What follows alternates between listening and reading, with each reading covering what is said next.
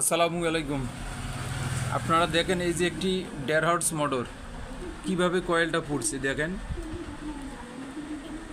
এই কয়েলটি পোড়ার কারণ হলো কি জানেন?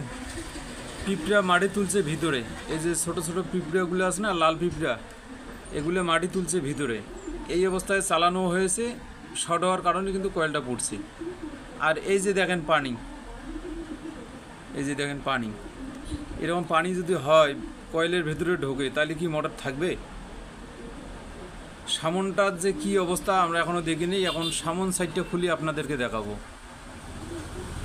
প্রিয় দর্শক, আসসালামু আলাইকুম। এই আপনারা দেখতে পাচ্ছেন, এর আগে একটা ভিডিও দেখাইলাম, এখন যেটা দেখাচ্ছি সামন সাইড খোলা হচ্ছে একটি মোটর 1.5 হর্সের। মোটর মূলত কি কারণে পড়ে?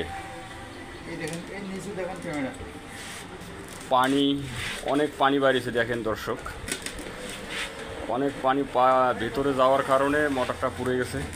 কি অবস্থা দেখতে পাচ্ছেন আপনারা, সরাসরি নিজেই দেখতেছেন, দেখতে থাকুন। মোটর পুড়ে গেছে একবারে, ভিতরে তার মার যা আছে সব পুড়ে গেছে। অবস্থা কিছু নাই, ভিতরে পিঁপড়া মাটি উঠে আইছে, মাটি উঠানোর কারণে বেশি করে পুড়ে গেছে। এই যে আরেকটা মোটর খোলা হয়েছে, এই যে দেখতে পাচ্ছেন। এই যে আমার মাজারুল ভাগিনা ইলেকট্রিক, মাজারুল সাউন্ড সিস্টেম, এগুলো কাজ করা হয়। আপনাদের কাজের দরকার হলে এই যে সাউন্ড সিস্টেমের নাম্বার দেওয়া আছে,